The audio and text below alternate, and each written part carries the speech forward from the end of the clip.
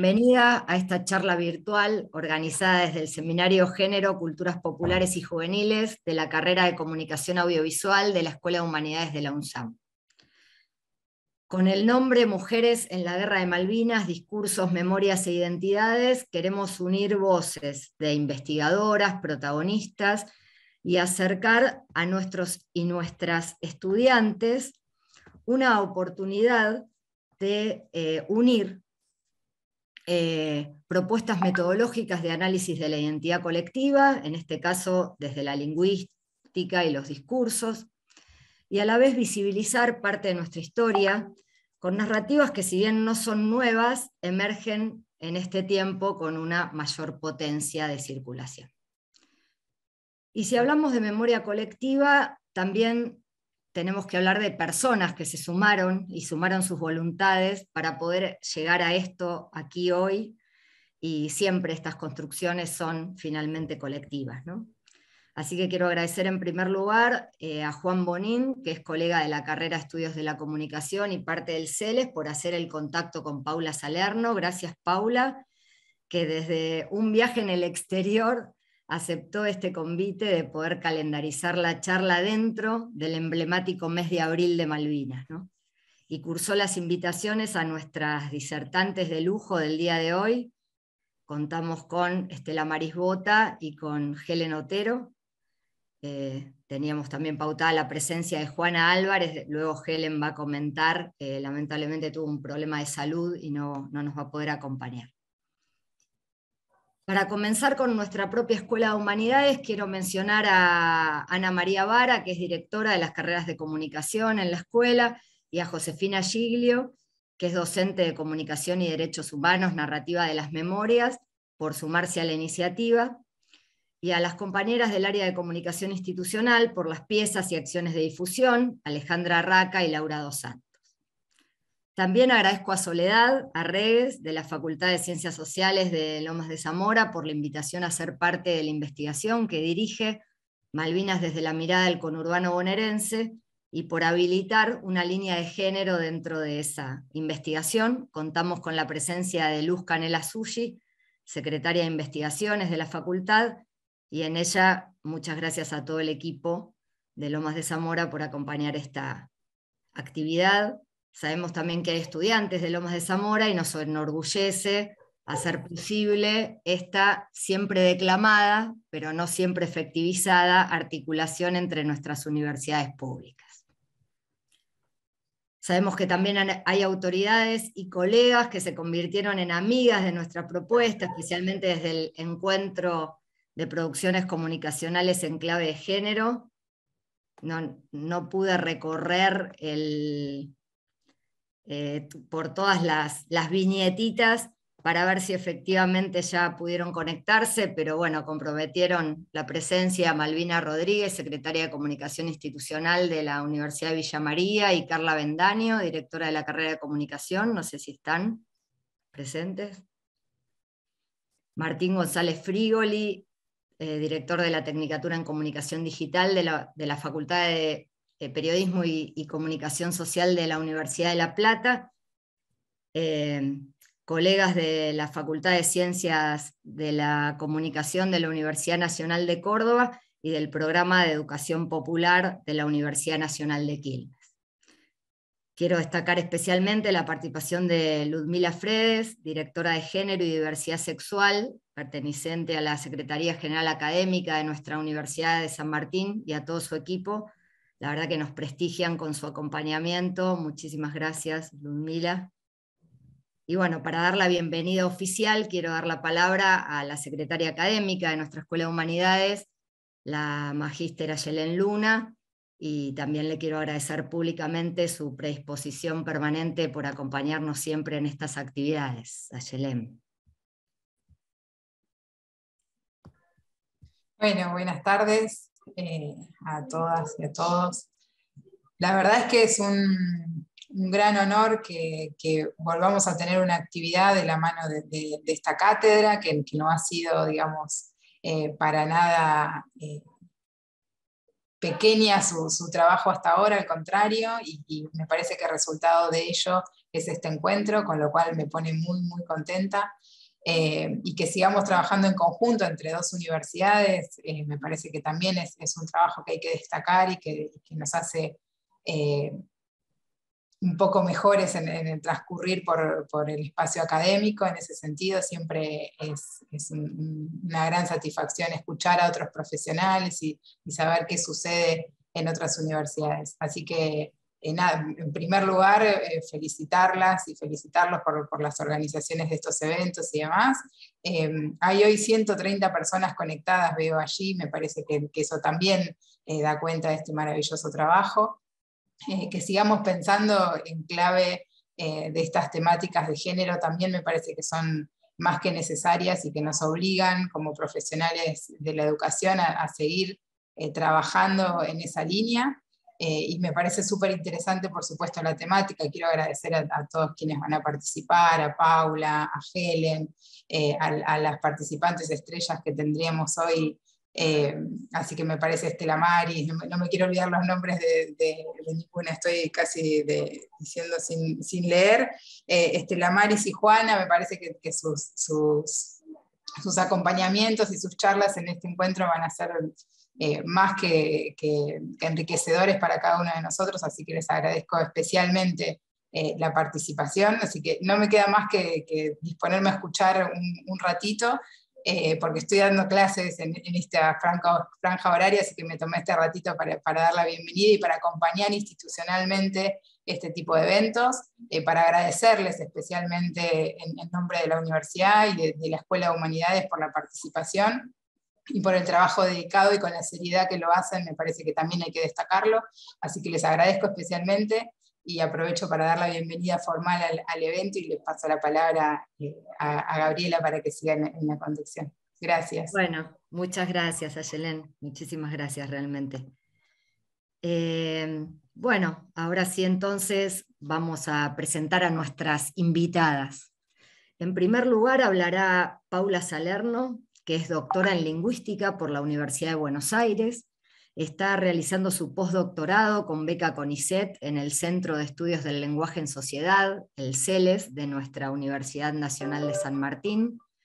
Es investigadora responsable del proyecto de investigación Las Memorias de Malvinas entre lo individual y lo social, y docente del doctorado en Humanidades de la UNSAM y de la licenciatura en Letras de la UBA.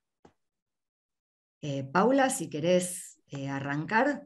La idea es que vamos presentando a nuestras invitadas, más o menos ellas van a hablar aproximadamente unos 10 minutos, y bueno, vamos a ir habilitando a preguntas. Mientras tanto, pueden ir comentando en el chat o acercando o anticipando alguna pregunta. Paula, bienvenida y muchas gracias. Bueno, muchas gracias, Gabriela, por la presentación. ¿Ahí se ve bien? ¿Se escucha bien? ¿Todo en orden? Sí. Bárbaro. Perfecta. Claro. Bueno, entonces les voy a contar un poquito en qué consiste la investigación que estamos haciendo y una contextualización sobre este tema que es las memorias sobre la guerra de Malvinas desde el lugar de las mujeres que participaron en la guerra. Específicamente, yo estoy a cargo de un proyecto de investigación financiado por el FONSIT en la Universidad de San Martín, que es el proyecto que mencionó recién Gabriela, en el cual nos dedicamos a estudiar las memorias actuales sobre Malvinas y las tensiones entre las memorias individuales y las memorias sociales, e incluso entre los discursos personales de quienes protagonizaron la guerra y los discursos más dominantes o más oficiales establecidos sobre la guerra de Malvinas. Y en este proyecto, es un proyecto en el que trabajamos junto con Helen, y es un proyecto que también es interdisciplinario, es decir, hay personas que trabajan las memorias sobre el pasado reciente, pero sobre otros temas que nos resultan particularmente interesantes en la intersección con la guerra de Malvinas. Por ejemplo, las memorias sobre la dictadura militar de Argentina y de Uruguay, que es algo que trabaja Firia Achmiel, o por ejemplo, una investigadora francesa que trabaja memorias de mujeres que exiliaron de Rusia después de la caída del muro. Entonces hay diferentes temáticas, la central es la de las Malvinas, entonces en este contexto es que yo realizo mi investigación, además de mi postdoctorado. Entonces, para empezar un poquito de contexto sobre la guerra, el ABC, por las dudas, La Guerra de Malvinas es una guerra que ocurrió en 1982 y que duró 1 mes y medio, desde el 2 de abril hasta el 14 de junio de ese año. Bueno, entre Argentina y Gran Bretaña, y ganó Gran Bretaña, ya lo saben. En ese contexto, algo que es importante que es que la guerra ocurrió en plena dictadura militar y que las mujeres se incorporaron a las Fuerzas Armadas de Argentina en 1980, es decir, 2 años antes, poquito menos de 2 años antes de que arrancara la guerra. Cualquier cosa después Estela me va a corregir, así que yo voy diciendo mis conocimientos empíricos. Entonces, en ese contexto empiezan las mujeres a participar en las Fuerzas Armadas como enfermeras en su mayoría, como estudiantes de enfermería, y ocurre la guerra. Después de la guerra, lo que es importante es que fue la desmalvinización, lo que se llamó desmalvinización, que consistió en la implementación de un olvido voluntario sobre la guerra de Malvinas, tanto gubernamental como social, porque se pensaba que si se recordaba la guerra y si se homenajeaba la guerra, los militares podrían volver a tomar el poder, ¿no? Entonces ocurrió esto que se llamó desmalvinización, tanto cuando terminó la guerra como en los primeros años de la democracia.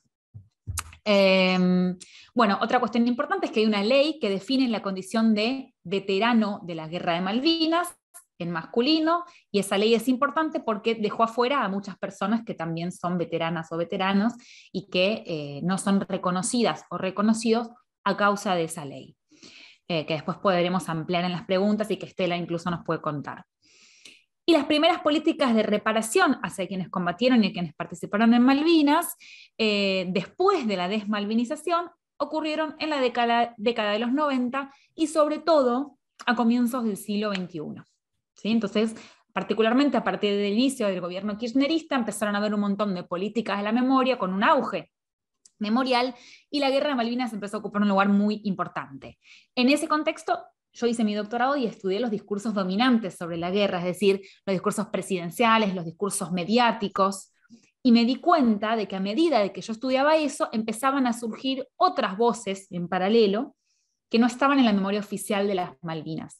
Entonces ahí es donde surge mi interés por la investigación sobre qué pasó con las mujeres. Entonces, por ejemplo, en los medios de comunicación y en las redes empiezan a aparecer noticias que tienen información que a mí me desconcertaba un poco porque, por ejemplo, en algunos diarios decía que son 14 mujeres las que participaron, en otros decía que son 6, en algunos decían que recibieron reconocimiento, en otros decían que las mujeres no eran reconocidas, es decir, había mucha información rara o contradictoria o que a mí me generaba dudas.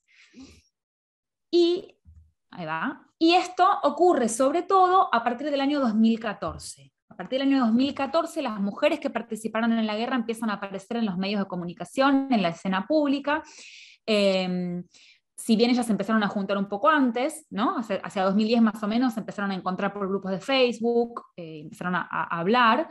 En 2014 ocurre que se publica este libro que se llama Mujeres Invisibles, que habla de mujeres que participaron de diferentes formas, ¿no? Algunas participaron en la guerra, pero otras eran madres de combatientes, otras eran mujeres que vivían en las islas, es decir, se mezclan muchas experiencias distintas en este libro, pero el punto es que la idea de mujeres en Malvinas empieza a aparecer en la escena pública.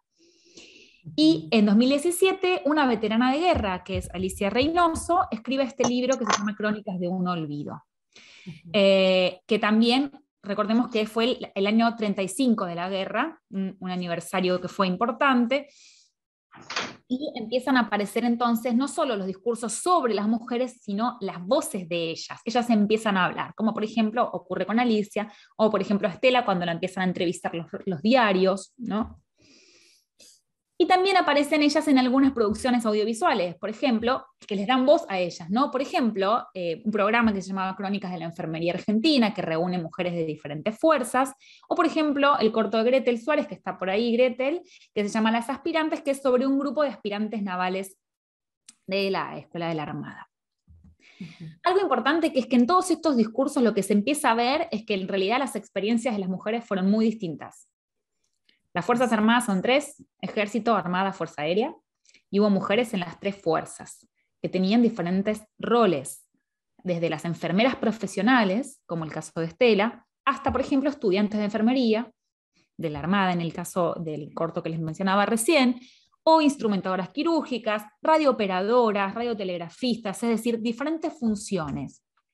y algunas eran civiles y otras eran militares. O sea que esta heterogeneidad no está tan clara en los discursos oficiales o más reconocidos sobre la participación de las mujeres en la guerra. Hay mucha confusión sobre quiénes eran, y si todos vivieron lo mismo, todos vivieron cosas distintas. Bueno. Entonces, con esta heterogeneidad, ocurre que yo, ante la investigación sobre esta heterogeneidad, conozco a Estela el día que en el Cine Gaumont se estrena la película Nosotras también estuvimos, que es una película sobre 3 veteranas de la Fuerza Aérea, que en ese momento no eran reconocidas como veteranas. 2 de ellas, que son Alicia Reynoso y Estela Morales, en 2021, creo fin de 2021, principios de 2022, fueron reconocidas como veteranas por un fallo judicial, pero en general lo que ocurre es que, si bien ellas son veteranas, hay problemáticas institucionales, hay muchos conflictos por los cuales no las terminan de reconocer y ellas tampoco cobran pensión por haber participado en la guerra. Esto ocurre también con veteranos que estuvieron, por ejemplo, en el continente, veteranos varones que no fueron a las islas, sino que participaron en las guerras logísticas, es decir, la guerra en el sur del país, en el continente, apoyando y haciendo tareas que permitían que los soldados combatieran en el territorio, digamos. Entonces, a partir de esto, lo que me parece importante es rescatar las voces individuales de las protagonistas de la guerra, no la voz del discurso mediático, sino la voz de lo que ellas vivieron. Esto hace esta película, esto me parece que es importante, como las otras películas que mostré, rescatar las voces de las protagonistas para ver esta pregunta que para mí es fundamental, que es si con la nueva presencia de mujeres en estos discursos sobre la guerra, surgen nuevas memorias sobre Malvinas. Recordemos que además la emergencia de las voces de mujeres y de los discursos sobre las mujeres ocurre en un contexto de crecimiento de las demandas del feminismo, ¿no? O sea, en 2010 se crea la ONU Mujeres, en 2017 tenemos el paro internacional de mujeres, en 2015 ocurre el movimiento Ni Una Menos, empieza a haber demandas que habilitan que la presencia femenina en un espacio masculino como en la guerra sea legítima, ¿no? Entonces, ¿cómo se construyen las memorias actuales sobre Malvinas y cómo se relacionan con el discurso dominante? Esa es la pregunta. ¿Qué voces construyen, o sea, quiénes hablan sobre Malvinas y cuáles son los silencios que son importantes para entender Malvinas hoy? Porque no solo está lo que se dice, sino también lo que no se dice, ¿no? Con esta pregunta, lo que yo me propuse hacer fue estudiar el estado del discurso social, es decir, por un lado entender cómo el discurso de los medios y de las redes habla sobre las mujeres, pero por otro lado, cómo son las memorias de ellas, las vivencias de ellas, ¿no? Cómo ellas logran construir la identidad de las veteranas, porque ellas son actrices muy importantes, actoras muy importantes en esta situación, que muchas veces entran en conflicto con el discurso institucional. Entonces, para mostrar los resultados de la primera parte de esta investigación, en el discurso social dominante, lo que yo encontré fueron 2 tipos de memorias. Una, que es una memoria más laudatoria, más elogiosa, que lo que hace es mostrar que las mujeres veteranas ya fueron reconocidas, sobre todo las veteranas militares, profesionales, ¿no? No las estudiantes de enfermería. Se concentran en ellas, dicen que ya fueron reconocidas y son celebratorios, son discursos que se producen en fechas de conmemoración. Hay otro tipo de memoria, que es una memoria más conflictiva, que muestra algo que para mí es un poco más real, conociéndolas ahora a Estela y a sus compañeras, que es una memoria que no está terminada, que es una memoria que está en proceso, que está en lucha y que todavía falta una parte del reconocimiento. Entonces, esta memoria, que podemos decir más conflictiva o más combativa, es una memoria que muestra, con diferentes recursos discursivos, una identidad y una memoria que están en proceso y que no es necesariamente celebratoria, sino que a veces es crítica de la memoria oficial. De la memoria oficial me refiero al libro de la escuela, ¿no? A la memoria de los libros escolares, etc. Bueno, y todo esto lo encontré a partir de la identificación de determinados recursos, como por ejemplo la aserción, bueno, diferentes tipos de recursos discursivos que están en ese texto, en ese artículo que se publicó este año, que después se los puedo pasar en todo caso. Entonces, ante esto lo que me parece importante es tratar de trabajar con las mujeres, entrevistarlas a ellas, cosa que estoy haciendo, hablar con ellas, y dar cuenta de la heterogeneidad de las vivencias. No todas vivieron lo mismo, no todas piden lo mismo, no todas están reconocidas. Entonces, mostrar esta heterogeneidad de las experiencias nos permitirá, a futuro, espero yo, comprender las diferentes memorias que hay sobre Malvinas, porque no hay una sola memoria, sino comprender las diferentes memorias, y poder también dar lugar a que estas memorias también sean memorias conocidas, memorias públicas, no que solamente se conozca lo que es aplaudible, sino que también se trate de conseguir justicia por aquellas mujeres que vivieron la guerra y que todavía hoy no son reconocidas, o no lo son como ellas quisieran, ¿no? En todo caso.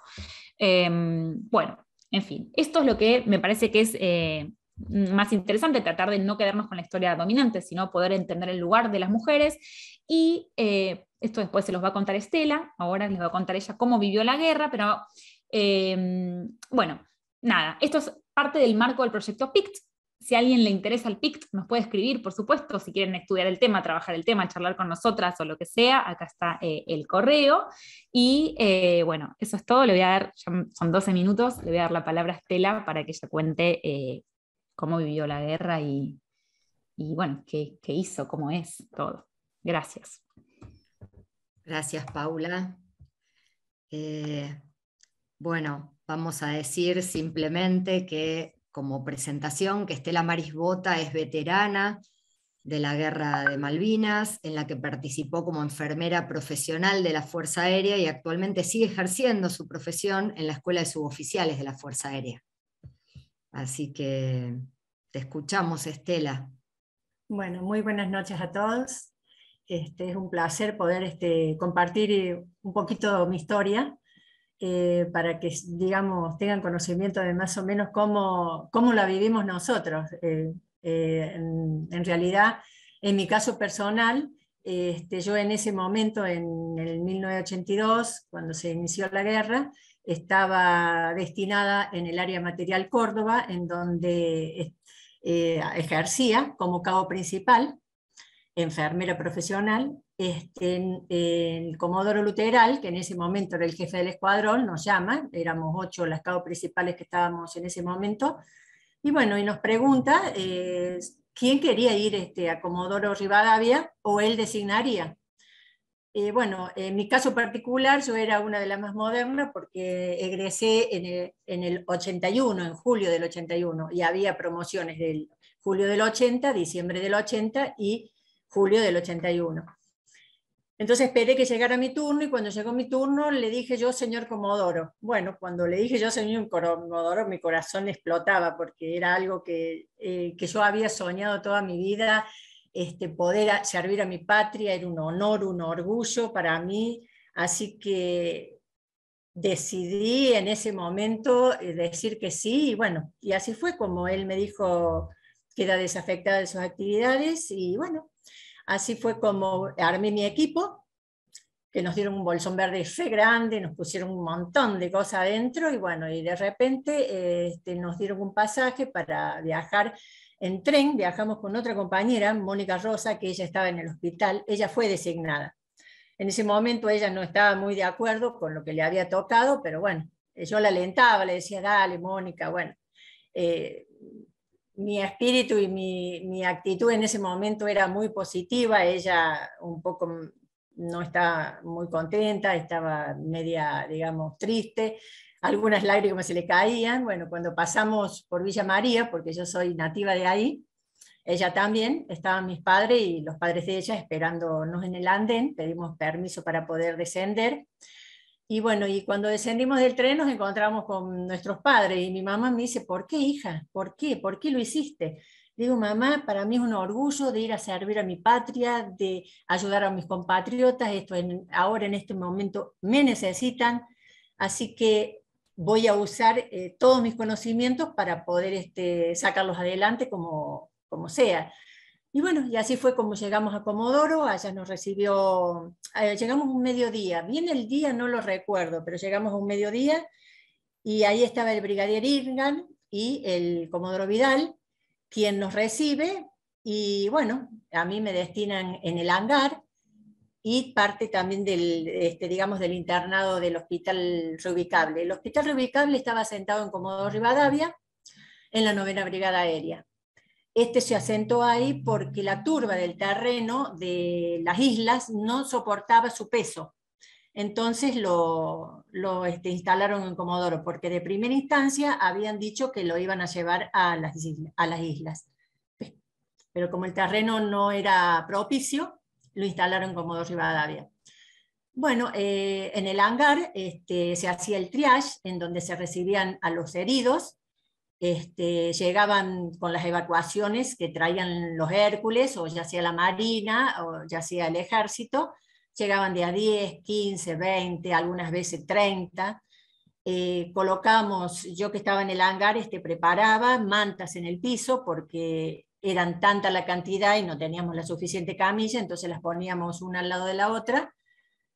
Colocábamos también algunos material descartable, algunos sueros, algunos perfus, como para tener accesibilidad. Y bueno, al principio no teníamos cómo, pero después se instaló una especie de alambre para poder colgar los sueros y así tener más rápido el acceso a poder canalizarlo. Llegaban muchos pies de trinchera. Esto era que los soldados estaban en esas trincheras que, como el terreno era muy húmedo, se llenaban de agua y sus pies permanecían completamente mojados casi todos los días. Entonces los pies se inflamaban, después se lastimaban, y al lastimarse algunos se infectaban, y bueno, y llegaban en algunos momentos a necrosarse. Habíamos personas en que nosotros cuando llegábamos le colocábamos unos toallones que mojábamos en los fuentones con agua caliente, los envolvíamos para ver si recuperaba su tonalidad. Bueno, y en caso que recuperara su tonalidad, se los dejaba ahí. En otros casos, que no podían ser recuperados, se los mandaba a cirugía. Ahí el médico veía qué iba a hacer, si extirpaba la piel o amputaba. Y bueno, muchos casos amputaba. Hubo muchos casos de amputación. Había otros casos también de anginas, por el frío, el viento, la llovizna. Había casos de deshidratación. Ellos llegaban con una cara de terror, de venir de un lugar de frío y caliente, porque ahí veían que su compañero, digamos, se moría al lado, explotaba con una bomba. Entonces llegaban mal. Y bueno, y lo que ellos cuando nos vieron a nosotros decían, mujeres, dice, ¿dónde estamos? ¿Quiénes son? Claro, se sorprendían porque en esa época no existía la mujer militar. Entonces nadie sabía que estábamos ahí, y bueno, y cuando nos veían era algo como una sorpresa para ellos, se le iluminaban sus ojos, porque lo primero que decían, por favor, ¿nos pueden comunicar con nuestra mamá para poder decirle que estamos bien? Bueno, entonces yo era media inquieta en ese sentido, y trataba de pedirle el número, dárselo a una persona que se lo llevaba a comunicaciones hablaba con la familia, y le decía que él estaba bien. Entonces después volvía y le decía, ya hablamos con tu mamá, ya sabe que estás bien, así que quédate tranquilo. Y bueno, y esa era una forma más o menos de tranquilizarlo. Otros casos no se podían tranquilizar con palabras, y bueno, se los teníamos que inyectar. Pero bueno, tratábamos de todas maneras de poder alentarlos con las palabras, con la mirada, con la sonrisa. Y bueno, y hacíamos un poquito de madre, de hermana también, porque ellos estaban muy, muy desesperados, venían muy, qué sé yo, con la mirada perdida. Entonces, bueno, y tratábamos de ser fuertes nosotros también, porque hubo unos casos bastante fuertes que me quedaron muy grabados, que fueron un chico que vino en estado de shock, que fue terrible porque él llegó, cuando se dio cuenta, que se descubrió que le faltaba una pierna, fue algo espantoso, feo para mí también, porque no sabía qué cara poner, cómo mirarlo, qué decirle, porque fue tremendo porque era la primera vez que yo veía una cosa así. Entonces, bueno, y trataba de sonreír, y bueno, la sonrisa no se me dibujaba, la verdad que no se me dibujaba, y trataba de alentarlo. Así que bueno, pero fue muy, muy feo esa situación. La otra situación fue cuando llegó un soldado que lo había alcanzado una bomba incendiaria, también llegó quejándose, estaba ciego, él no nos veía, y bueno, pasó directamente para cirugía, y bueno, y ahí ya lo atendieron para ver si lo podían sacar, pero lamentablemente su estado no, en su estado llegó, digamos, ya en los últimos momentos, digamos, ya de su vida. Y bueno, fueron cosas muy, muy, muy fuertes para mí, esas dos cosas así, esos dos chicos, que fue tremendo para mí.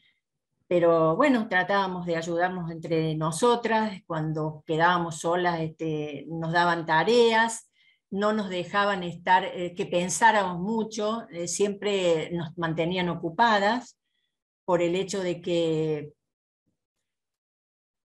empezábamos a pensar y empezábamos a llorar. No quedaba otra.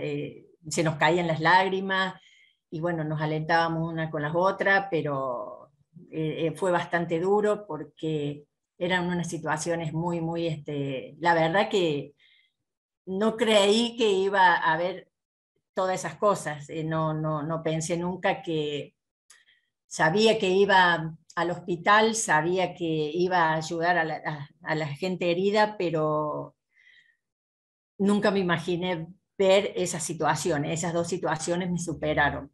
Así que bueno, intenté estar bien en ese momento, y bueno, y atenderlo lo mejor posible a estos dos chicos. Pero bueno, me quedó medio en la retina esas dos situaciones. Después tuvimos también un piloto inglés que tuvo fractura de clavícula y una fractura de la base orbital. Estuvo internado 2 semanas. En ese momento el jefe del hospital nos dio la orden de que dejáramos el arma, porque como ustedes habrán visto en la foto, siempre permanecíamos con el casco y con el arma. Por cualquier situación, bueno, teníamos que utilizarlas en unas órdenes. Nosotros habíamos recibido instrucción de tiro, bueno, la instrucción militar que más o menos nos mantenía, pero en ese caso no sé qué íbamos a hacer, porque ahí nosotros estábamos realmente para curar, no para matar.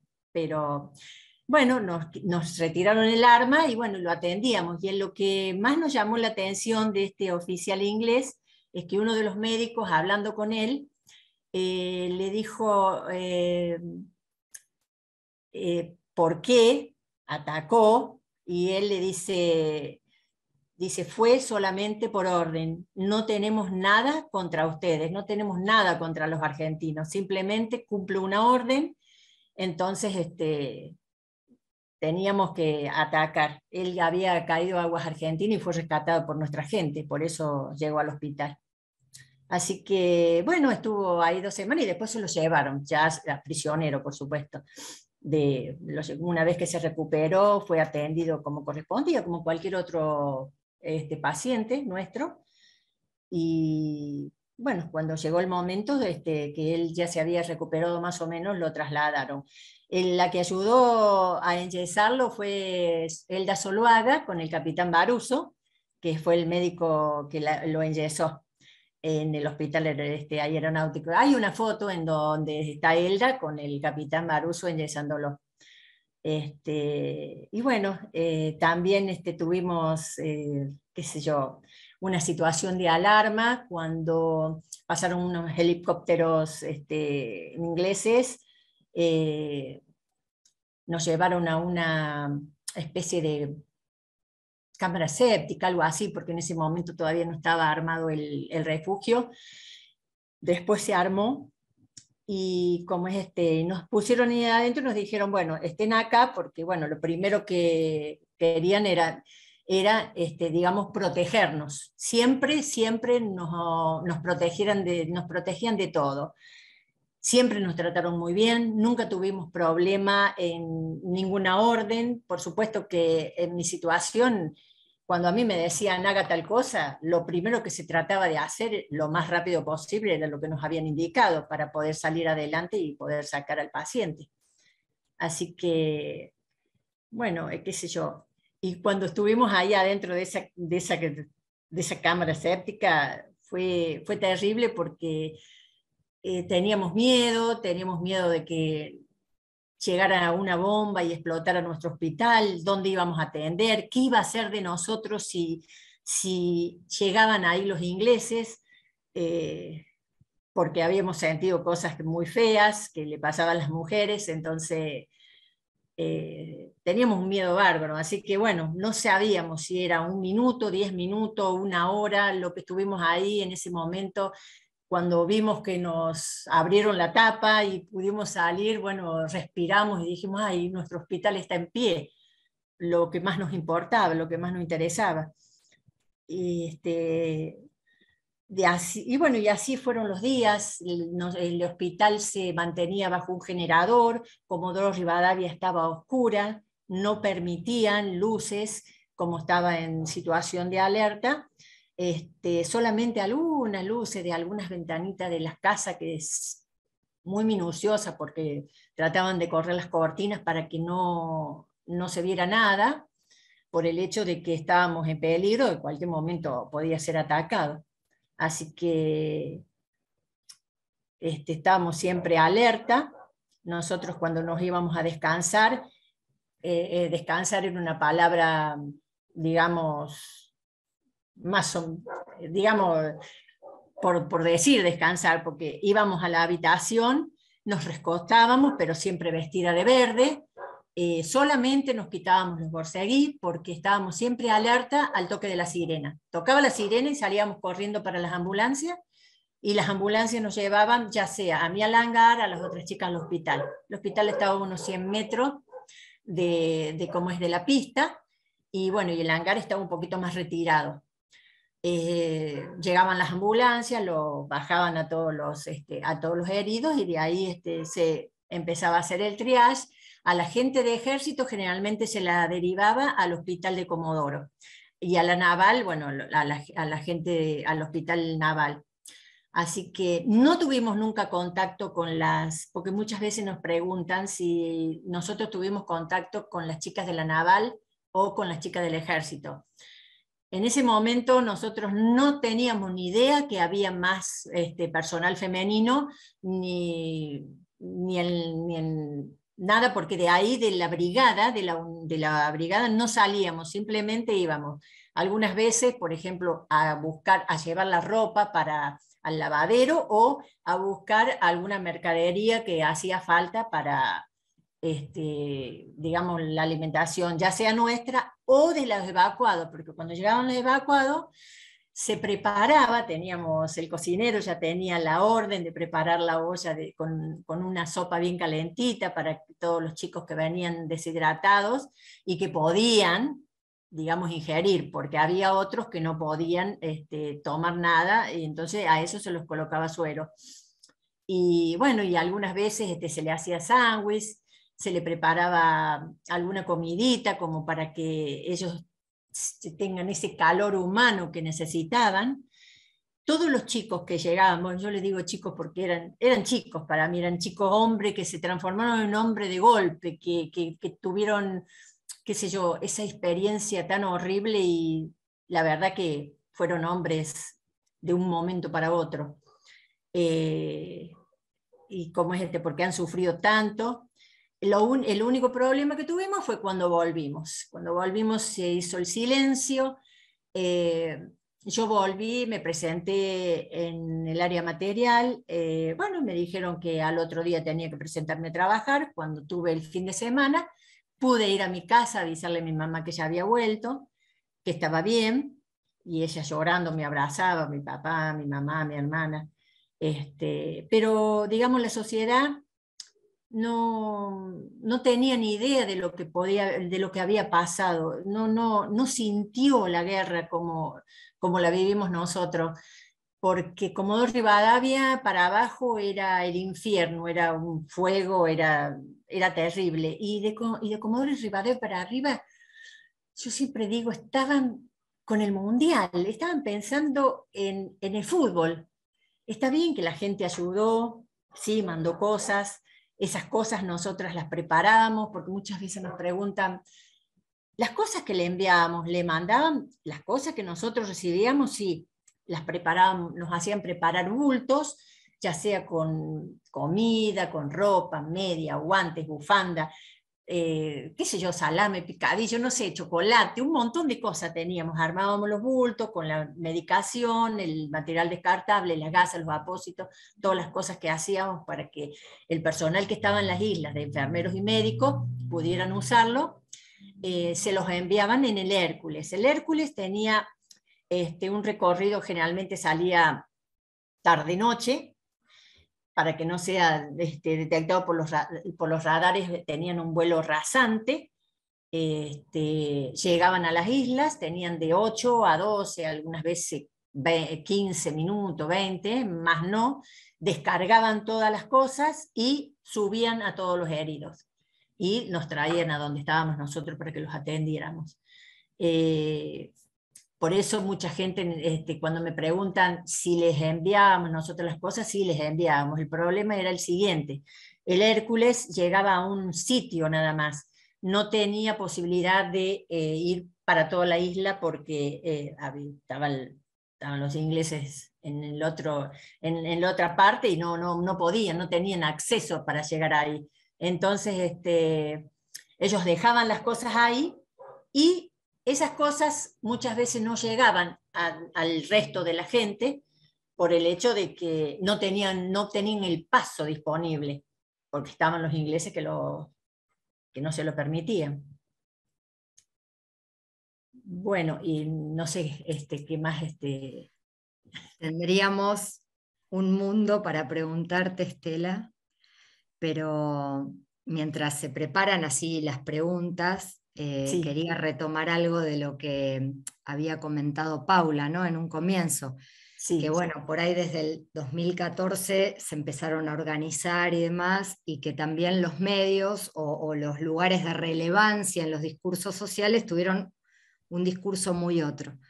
Pero sabemos que hubo discursos en el medio, ¿no? Y entonces también Paula habló de una película que rescató los testimonios en primera persona de ustedes, y sabemos que hubo también un tema musical que una folclorista les dedicó en el 2013, justamente, Sí, antes de todo este proceso.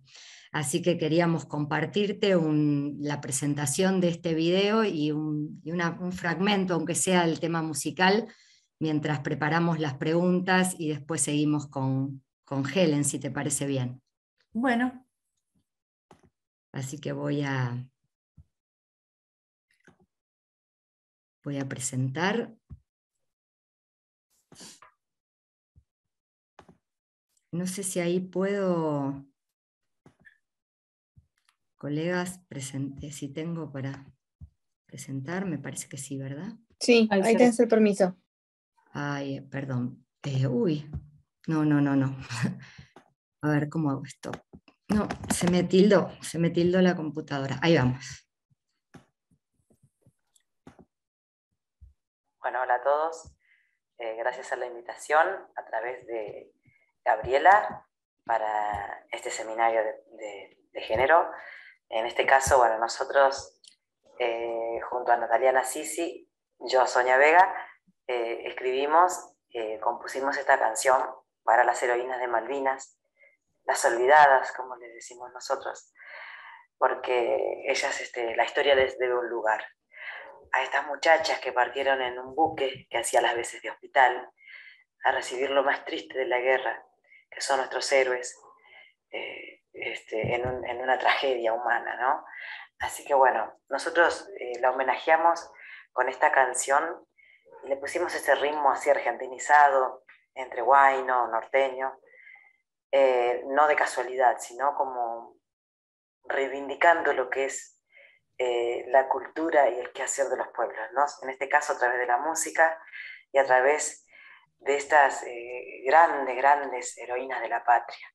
Así que simplemente espero que disfruten el video.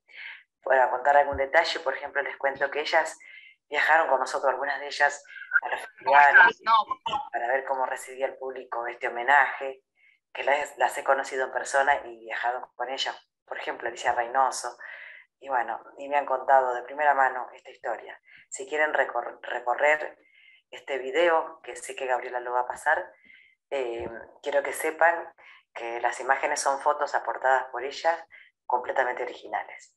Les mando un beso muy grande, espero que disfruten a través de la música y que nos llenemos de nostalgia, pero sobre todo de agradecimiento. De agradecimiento a estas mujeres valientes que estuvieron al lado de nuestros héroes de Malvinas. Y si me dan un minutito, les comparto el video. Que lo tenía en punta, pero siempre suele pasar con los nervios, que no queda. Ya va, ¿eh?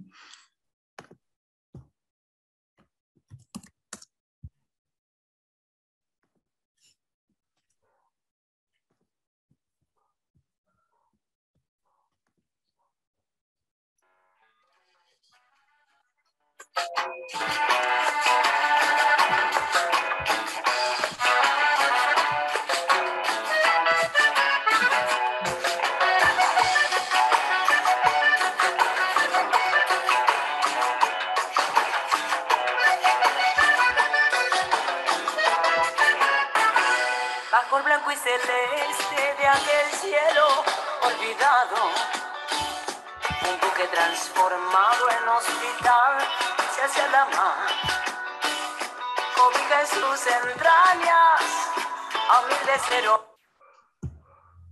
heroínas, aquellas que la gloria se olvida de nombrar, mujeres argentinas que abrigaron en Malvinas, cuando el destino llama a sus hombres a luchar sin piedad.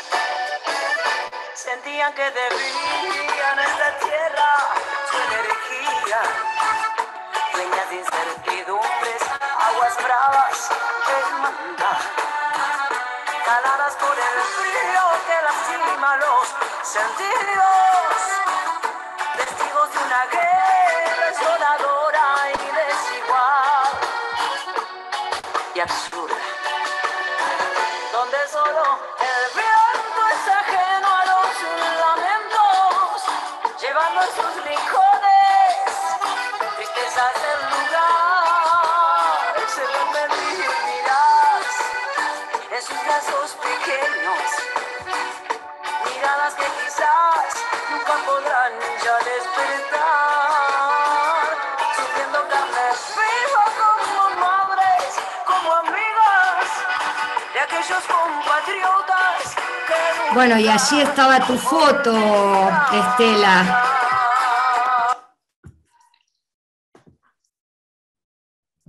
¿Verdad?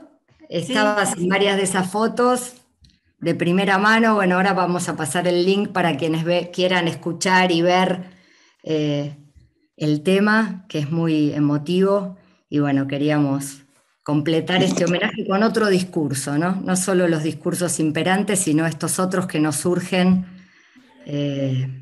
a quienes, bueno, tratamos de hacer, en este caso Sonia desde su música, nosotros desde la academia, nuestro homenaje como podemos. Sí, ella estuvo acá en Córdoba, en el Aljibe, nosotros las conocimos ahí, fuimos con Sonia Escudero y la conocimos ahí. Bueno, quiero dar lugar a Helen y así después habilitamos el diálogo. Helen Otero es magíster en partidos políticos por la Universidad Nacional de Córdoba, donde también obtuvo su título de licenciada en comunicación social, integrante también del proyecto Las Memorias de Malvinas entre lo individual y lo social, radicado en nuestra Universidad Nacional de San Martín, y docente de escuelas medias. Adelante, Helen, te escuchamos. Bueno, buenas tardes a todos, a todas. Agradecer, veo muchos agradecimientos para Estela Maris, yo también sumarme, ya sabes, Estela. Me toca muchas veces hablar después de Estela y es muy difícil hablar después de un testimonio. No sé si ya estamos visualizando los slides. Sí, Bueno, sí, se te visualizan. Tendrías que poner presentación, así vemos completas las diapositivas. A ver si me funciona. Primero decirles que, bueno, voy a parafrasear un poquito lo que dice Lorenz, ¿no? Federico Lorenz, sobre las guerras por Malvinas. Acá hubo muchas guerras. Nos damos cuenta cuando escuchamos los testimonios de mujeres, no solamente los testimonios de varones, no solamente relatos relacionados con lo bélico, con los armamentos, con lo que ocurrió en las islas, porque hubo muchas guerras y no todas ocurrieron en las islas. Otras ocurrieron en el continente. Por eso yo en mi investigación hablo de voces y actores en las márgenes, ¿no? ¿A qué le llamo actores en las márgenes? Aquellos y aquellas protagonistas que fueron escasamente abordados por los estudios académicos y también por los medios. En la historiografía oficial, como sabemos, se repiten y se reproducen sucesos de relevancia, ¿no? Y en esta medida se dejan de lado acciones y luchas de actores que entiendo son algunos de ellos, ¿no? Grupos minoritarios, por ejemplo, la comunidad judía que participó del conflicto, personas trans, pueblos originarios y mujeres. Para mencionar algunos de ellos, seguramente si empezamos a indagar un poquito más, encontramos otros actores y actores silenciados, ¿no? Y creo que esto también es el desafío en la universidad, salirnos e ir a estos márgenes como estudiantes y como investigadoras e investigadores de la universidad pública y empezar a implicarnos. Yo soy la primera que me implico, ¿no?, con el objeto de estudio, porque creo que en el compromiso con el objeto de estudio está luego la visibilización y la lucha de estas voces negadas, silenciadas, puestas a la orilla. Bueno, acá vemos algunas imágenes, ¿no? Está Tayana Marrone, hay diferentes mujeres, traté de poner, es muy diversa el universo de mujeres de Malvinas, muy diverso, más de lo que creemos y a veces vemos en los medios. Les decía que entonces las luchas por las guerras de Malvinas, en estas memorias, no albergan una memoria única y permanente. Por eso siempre hablamos, me parece muy importante pensar en memorias, en capilaridad de memorias, en archipiélago de memorias, si lo trasladamos a lo territorial de Malvinas.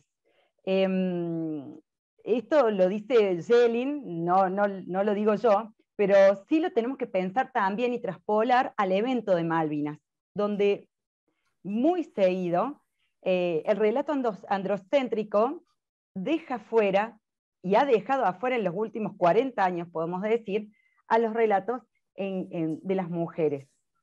Pero también Pau comentaba sobre la aparición de los discursos de mujeres en los medios. Creo que fueron algunas mujeres las que fueron visibilizadas, muchas veces las que vestían de uniforme militar, pero también sabemos que si bien fue así, lo es solo en parte, ¿no? Yo siempre recuerdo algunos congresos, algunas jornadas, donde veteranos se acercaban a mí y me decían: la deuda grande de la historia es con mi madre. A mí me dijeron que yo había luchado por la patria, pero cuando volví, la única que me esperaba en mi casa era mi madre. No hubo un solo acto de reconocimiento por parte del Estado. No estaban mis amigos, no estaban mis vecinos, no estaba la sociedad, estaba ella. Entonces, qué deuda grande también hay con esas civiles que podemos mencionar: madres, hermanas, parejas, hijas de combatientes y de caídos.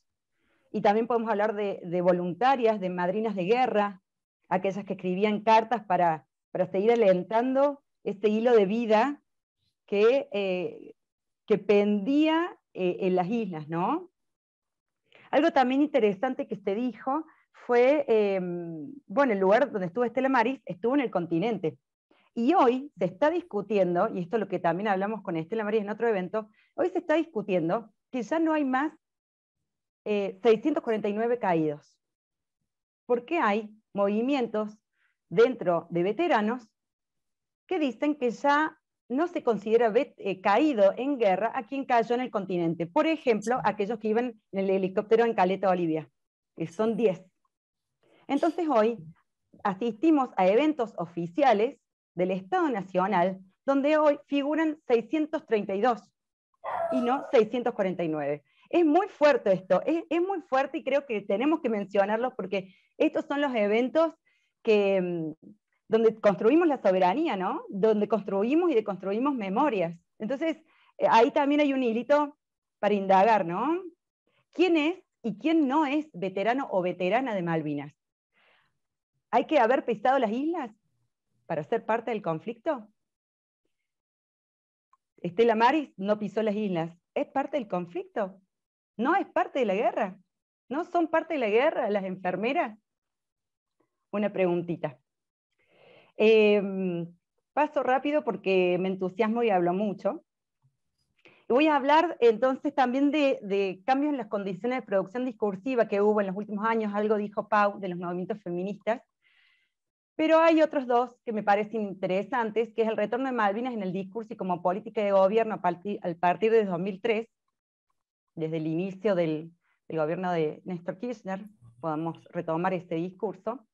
Y también que nos permitieron empezar a preguntarnos y disputar los sentidos, ¿no? De qué es Malvinas y para quiénes es Malvinas y qué no es, ¿no?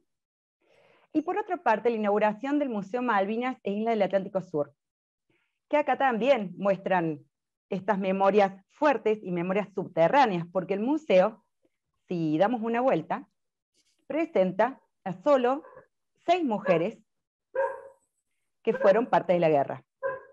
Como si solamente 6 mujeres hubieran sido enfermeras o instrumentistas quirúrgicas durante la guerra, ¿no?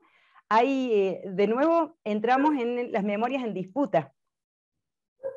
Pero hay memorias que han sido borradas, por ejemplo, en un espacio estatal, en un espacio oficial.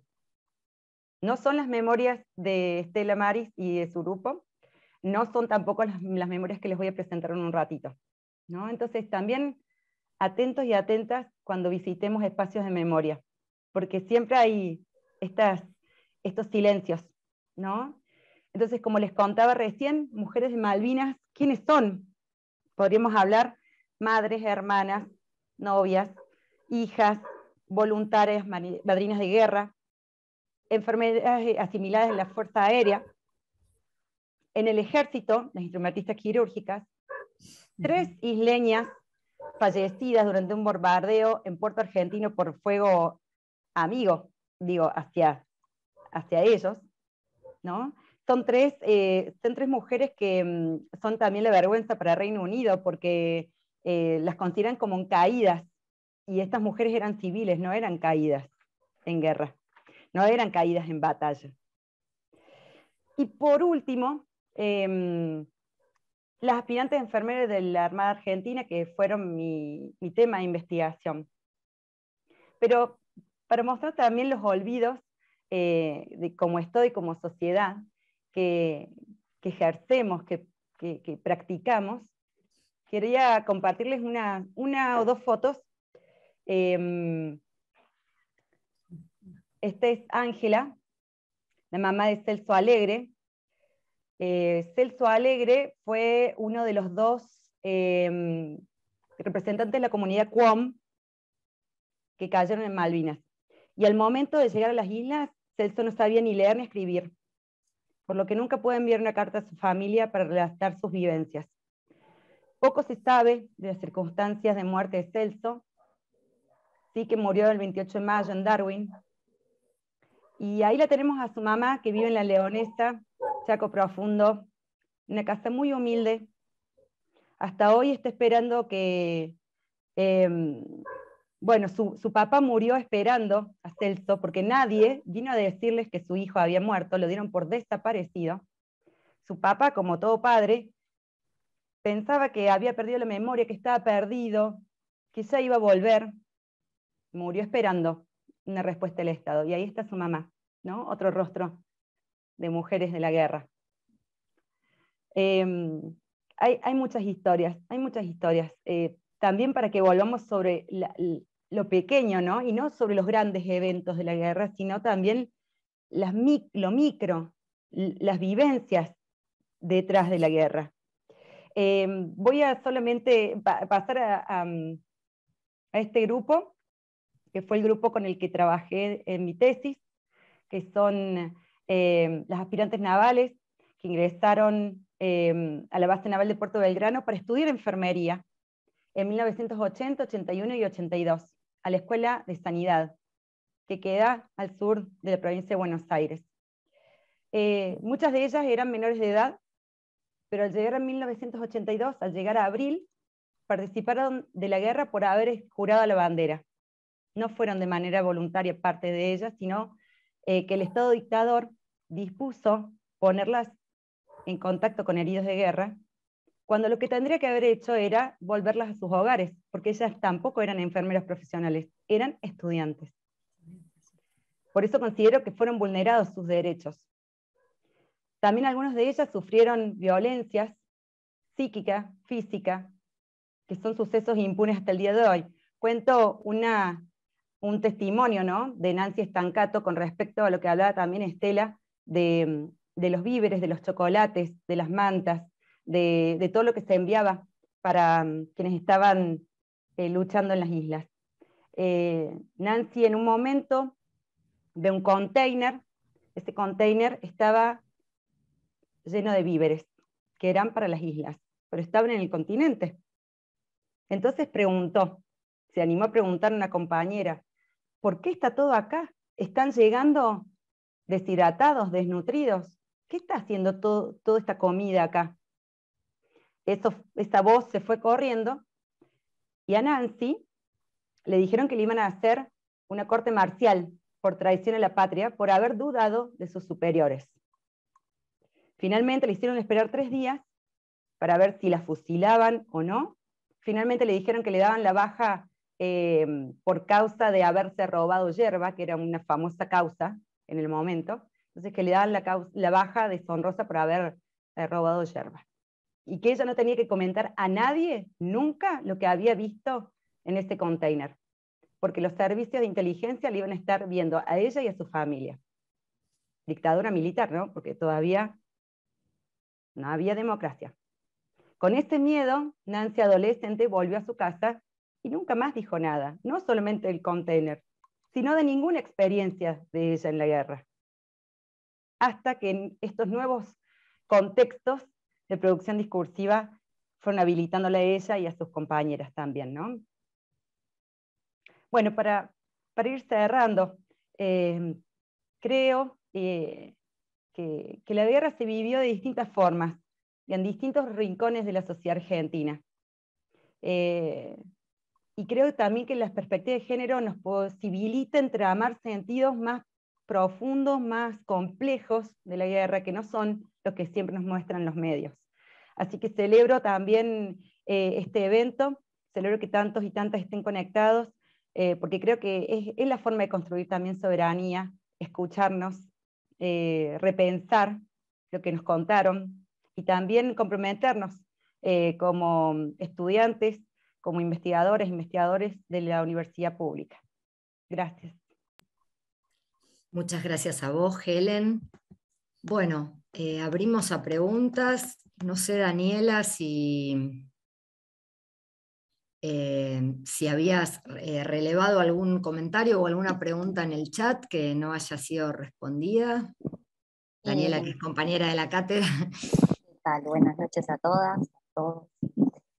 Sí, había relevado algunas preguntas que quizás sí fueron resueltas, digamos, como en todo el contexto, pero me gustaría quizás asentar en algunas. Como por ejemplo, Francisco Garabelo preguntó en el momento que estaba contando hacia su intervención Paula, ¿qué pasa con el estatus de veteranas de las mujeres que participaron en el conflicto?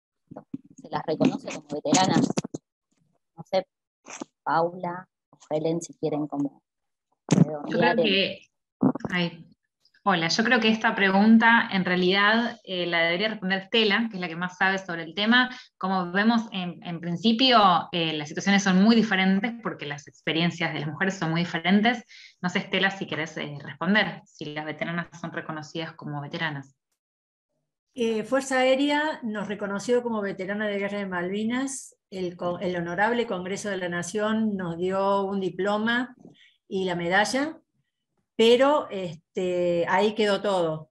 Después salió una ley en donde Fuerza Aérea hizo una subdivisión diciendo que solamente iban a cobrar los que han estado en las islas, y los que estuvieron en el continente no iban a cobrar. Así que el reconocimiento nuestro es a la mitad, digamos. Nos reconoció también la legislatura acá de Córdoba, el Consejo Deliberante de Villa María de Córdoba también, el Consejo Deliberante de Paraná, pero solamente nos dieron diplomas de honor o nos dieron otro diploma, reconociéndonos como veteranas, pero nada más, hasta ahí llegamos.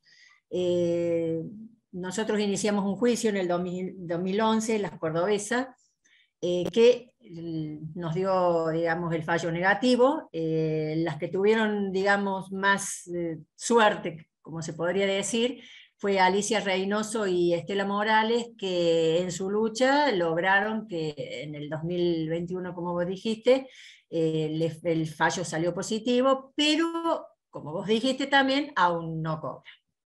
Así que el reconocimiento está, digamos, pero está a la mitad. Y el nuestro, digamos, está menos de la mitad.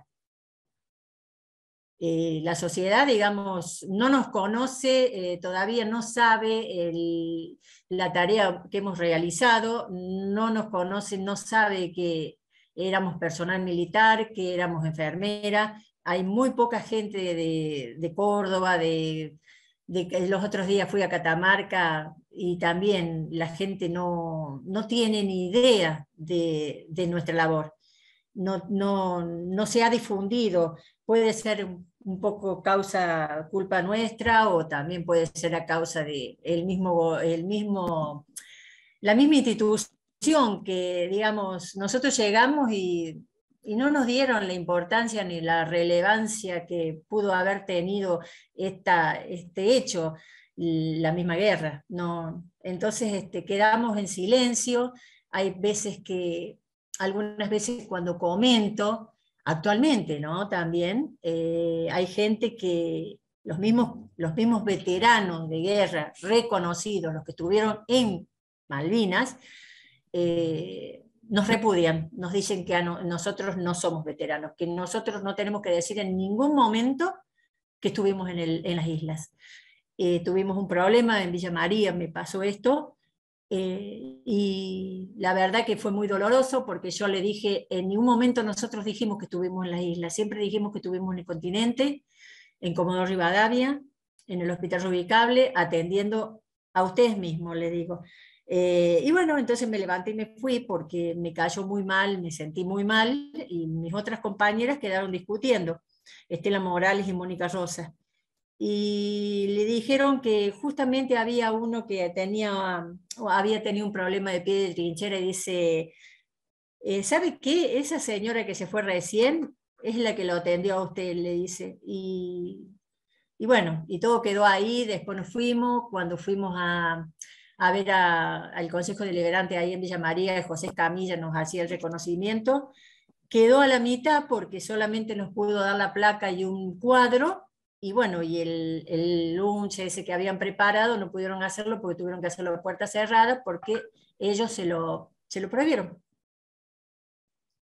Así que es bastante doloroso que sucedan esas cosas, porque nosotros no estamos diciendo que hemos estado en las islas, ni que hemos luchado con armas. Nuestras armas eran nuestras manos, nuestro medicamento, el material descartable, el suero, el perfus, todo eso fue nuestras armas, fue nuestro conocimiento en la sanidad, en poder curarlos, y bueno, y recibimos eso de ellos.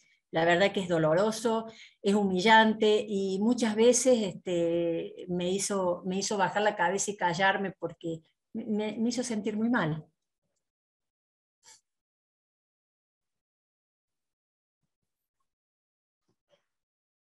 Había otras preguntas.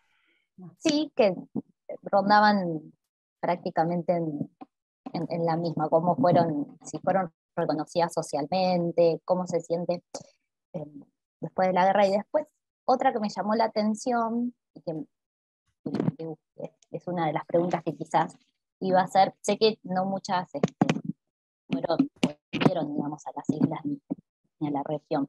¿Vos tuviste la oportunidad de poder hacerlo? De reencontrarte quizás con algunas compañeras con las cuales estuvieron ahí en la guerra? ¿Cómo fue ese reencuentro? Sí. ¿Cómo fue esa charla, esos discursos, esas memorias? Y bueno, cuando nos encontramos y nos abrazamos, sabemos llorar algunas veces, otras veces, bueno, nos reímos. Y bueno, estuvimos varias veces juntas. Generalmente nos ha hecho una nota Nelson Castro hace poquito en Buenos Aires, que ha salido para el 2 de abril. Ahí fue el reencuentro, estuvimos 6. A mí me decían la cordobesita porque se siente mucho digamos, la tonada, me dicen. Así que bueno, estuvimos ahí charlando, recordando las cosas que nos habían pasado, lo que habíamos vivido. Varias veces estuvimos juntas, sí. Sí, tenemos contacto, tenemos un grupo, seguimos en contacto, siempre nos decimos, bueno, vamos a tal lugar, vamos a la escuela, vamos a, qué sé yo, nos convocan de algún barrio, de algún CPC, y bueno, siempre estamos en contacto para pasarnos la información o, digamos, poder salir un poquito adelante juntas, para que nos conozcan y para poder lograr ese reconocimiento que Fuerza Aérea, el gobierno, la nación nos deben, y el Ministerio de Defensa. Y bueno, pedirle a Fuerza Aérea que pase esa lista que ellos tienen, que estamos nosotras ahí incluidas, y que la pasen al Ministerio de Defensa para poder tener el reconocimiento que tanto merecemos, porque no decimos que somos heroínas, pero sí que lo merecemos.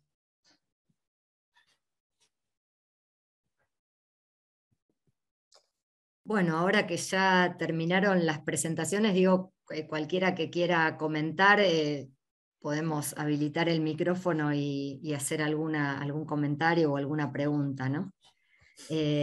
Había un par más de estas últimas que eran si había varones también en situación de haber hecho tareas parecidas a las de ustedes y cómo fue ese reconocimiento, y si te habías reencontrado con alguno de los heridos, digamos, a quienes atendiste también en sí, había varones, había enfermeros varones, ellos sí cobran. Lo que nos extrañó a nosotros es que no nos nombraron cuando fue el momento, se olvidaron de nosotros, nos dejaron, digamos, en un cajón, en un rincón, y nos dolió bastante porque nos encontramos en una formación en Palomar, y ahí la primera vez que la Fuerza Aérea nos convoca a un desfile, y ellos como si nada, todos felices, todos contentos, pero en ningún momento lucharon por nosotras, porque hemos estado trabajando a la par. No queremos ser ni más ni menos, queremos estar a la par, como corresponde.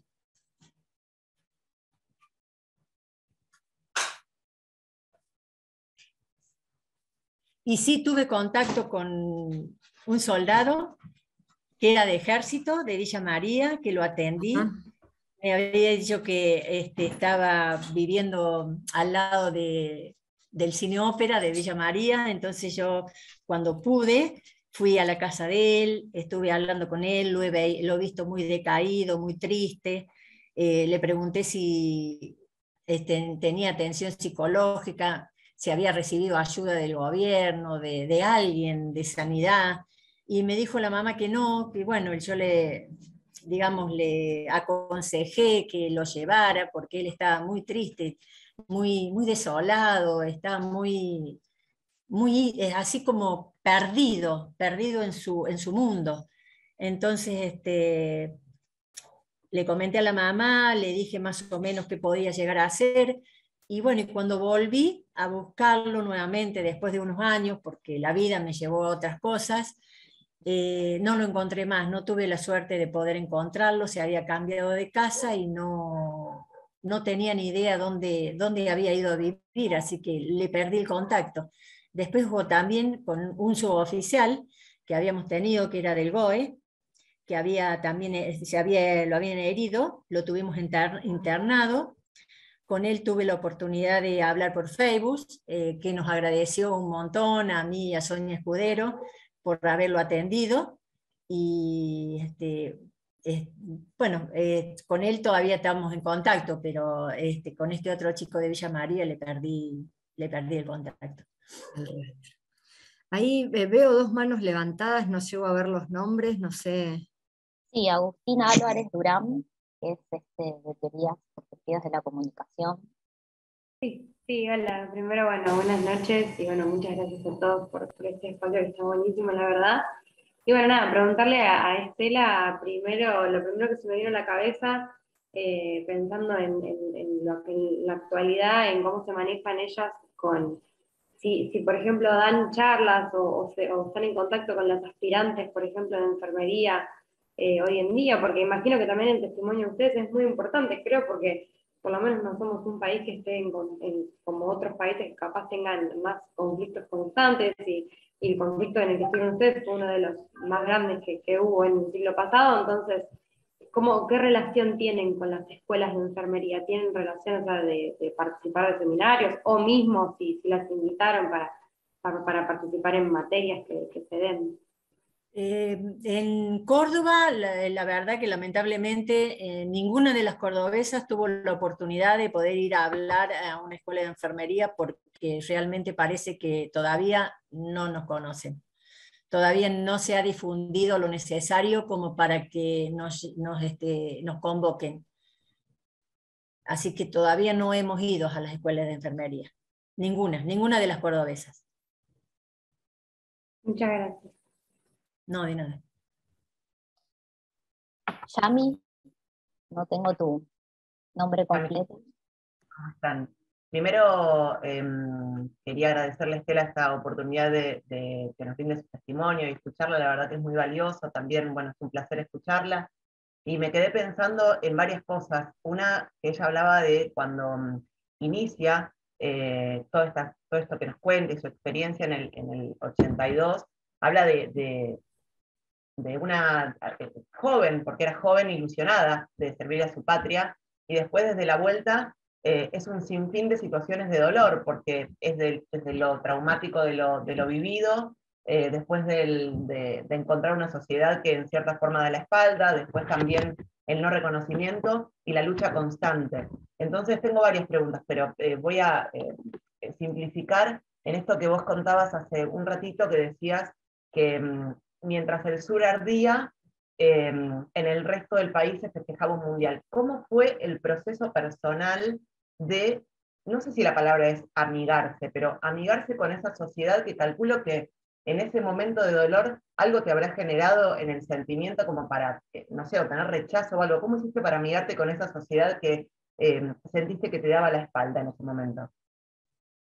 O sea, amigarme no sería la palabra, porque la verdad que la sociedad no tenía conocimiento de nosotras.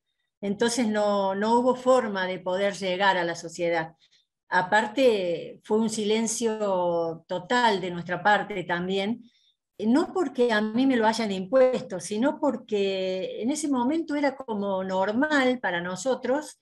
Estábamos bajo un régimen militar, y bueno, y teníamos ciertas reglas. Entonces para mí, en mi caso particular, yo siempre hablo en mi persona, porque no todas tuvimos la misma experiencia.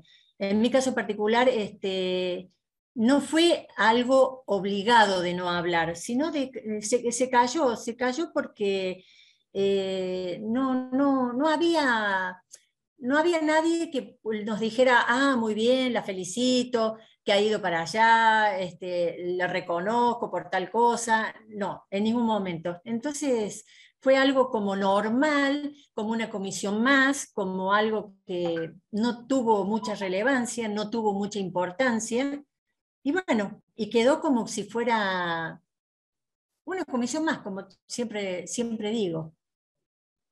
Por eso no, y la gente, digamos, cuando yo volví, los únicos que sabían que yo había ido al conflicto, a Comodoro Rivadavia, al hospital, eran mis padres y algunos vecinos, y algunos familiares, y nadie más. En Villa María no, nadie me dijo, ay, ¿cómo te fue? ¿Cómo estás? ¿Cómo te sentís? No, nadie porque nadie sabía. No es porque no querían decirlo o porque nadie sabía, no tenían conocimiento.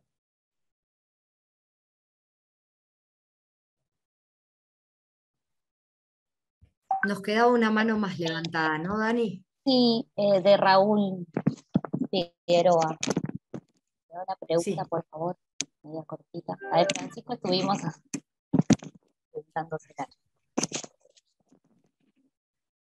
Ahí va. ¿Me escuchan? Sí. Sí, sí. Bueno, no, yo básicamente quería consultar cómo era la relación, o no la relación, sino cómo se relacionaban los superiores, supongo que han sido masculinos hacia ustedes, dentro de la guerra, y cómo las trataban, más allá de que entiendo que los chicos de la guerra, como cuando la veían se sorprendían, pero quedaba como en eso, como una sorpresa, pero de bien, ¿no? Porque obviamente ustedes hacían un acto increíble con salvarles las vidas, básicamente. Pero digo, la relación con los superiores, ¿cómo era? ¿Había como una diferenciación? ¿Había una baja de línea? ¿No se respetaba quizás su jerarquía, más allá de que no eran superiores? Pero digo, esta cuestión, quiero saber la cuestión de género, cómo era, si ustedes sentían eso o no, o trabajaban bien, cómo fue eso. No, en nuestro caso, en nuestro grupo, en ningún momento hubo un sí o un no, o una mala orden, o no compañerismo. Fue algo que la virtud salió a relucir, y fue algo que todos nos trataban bien, nos cuidaban, nunca hubo una falta de respeto, nunca hubo una orden rara como para decir, qué sé yo, usted vaya y haga tal cosa, no.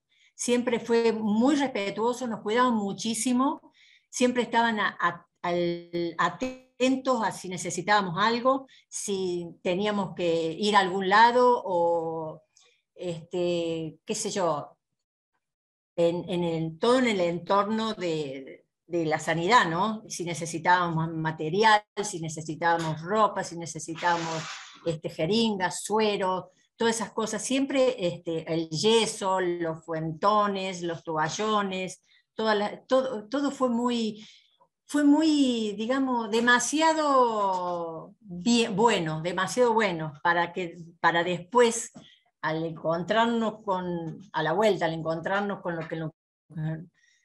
la realidad, la verdad que cambió todo, porque fue como un corte, es como si se hubiesen olvidado que nosotros habíamos estado a la par, trabajando juntos, haciendo todo juntos, porque ellos, por ejemplo, veían al paciente, nos indicaban las cosas y bueno, se realizaban las cosas, se lo internaba, se lo derivaba, y bueno, y era todo,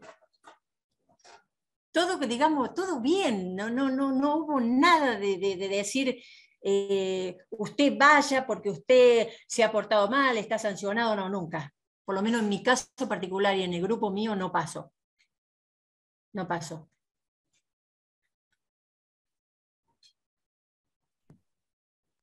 Nos quedó una pregunta, sí, de Laura Rinaldi, pero se las hace a las investigadoras, que le gustaría saber y preguntar, entre los discursos que analizaron, ¿encontraron grupos feministas que reivindiquen a estas mujeres más allá del contexto que pueda habilitar la época respecto del género? Te hablo de las cordobesas, la verdad que por el momento no. No sé si las chicas de Buenos Aires tuvieron acercamiento con ellas, pero nosotras no. En ningún momento. No, las propias, yo creo que las propias mujeres crearon sus propios grupos. Bueno, Patricia Lorenzini había creado un grupo, ¿no? Helen sabe más de esto, sobre las mujeres de Malvinas en Facebook. No conozco grupos feministas que reivindican a las mujeres de Malvinas, sí conozco discursos que, autoproclamados feministas, hablan de las mujeres de Malvinas, lo cual no significa que haya un grupo. Y sí quisiera resaltar, aprovecho que estoy respondiendo a esto para resaltar que las Fuerzas Armadas son 3, y que las experiencias de las mujeres que estaban, por ejemplo, en la Fuerza Aérea son muy distintas a las experiencias de las mujeres que estuvieron en la Armada, ¿no? Y muy distintas a las que estuvieron en el Ejército. Entonces, estas diferencias también son importantes a la hora de pensar en un conocimiento y un reconocimiento, y por eso son importantes también los espacios de memoria, que es lo que planteaba Helen. Ahora, por ejemplo, a partir de este año, Estela está, por ejemplo, en una exposición de la Biblioteca Nacional, ¿no? Está el testimonio de Estela Maris en la Biblioteca Nacional, pero siguen siendo muy pocas las mujeres que son conocidas y muy poca la diversidad de experiencias. Estaría buenísimo que haya grupos feministas que den a conocer esta heterogeneidad. Y también quisiera recalcar que lo que tienen en común, además de la diferencia, es esta necesidad de conocimiento y esta construcción de soportes memoriales. Si ven cualquier película sobre ellas, por ejemplo, tanto Las Aspirantes como la de Nosotras también estuvimos, que es sobre las veteranas de la Fuerza Aérea, hay escenas de colocación de placas en conmemoración, de construcción de espacios físicos de la memoria. Entonces, esa necesidad de conocimiento y memoria sí es algo que tienen en común, y el hecho de que la memoria todavía está incompleta, como decía Estela, a medias, también es algo que tienen en común. No sé si Helen querías agregar algo. Queda mucho por hablar.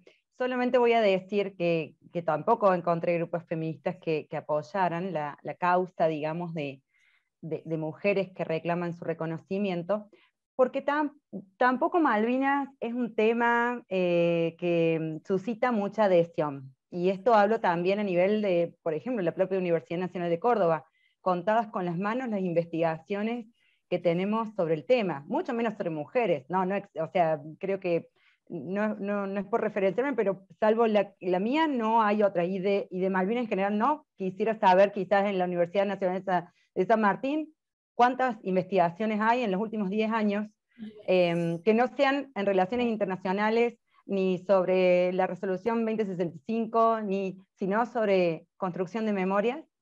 Creo que es un tema muy resistido en Malvinas, por eso es lo que le pasa a Estela en los eventos, es por eso que a nosotras como investigadoras también nos sucede.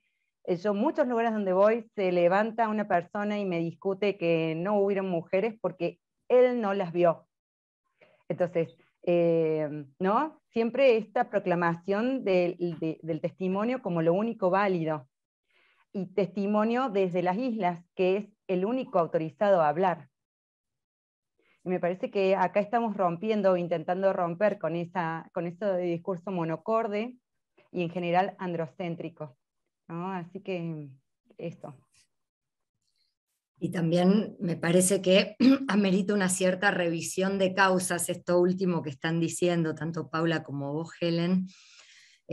Alguna vez dijeron quienes luchaban por justicia por Cromañón, que eran los hermanos pobres, digamos, de las causas de derechos humanos, ¿no? Como que había un derecho humano de primera clase, desaparecidos, etcétera, y que Cromañón no lo era tanto. Yo creo que en los grupos feministas también decir, bueno, hay mujeres que eligieron las Fuerzas Armadas, es algo que, bueno, no es lo políticamente correcto para el pañuelo verde, digamos, y esto también hace que nosotras, como feministas, digamos, tengamos que hacer evaluaciones de nuestras propias prácticas, ¿no? Cómo embanderamos la diversidad, pero cuánto la sostenemos. Hay varias preguntas en el chat, veo una mano levantada allí de Belén.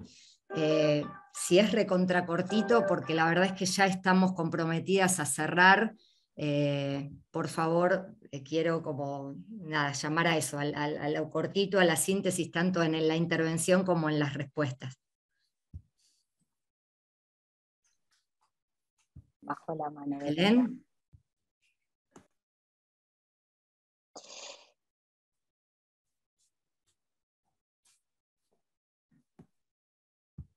Te había visto. Pidiendo, Fabi.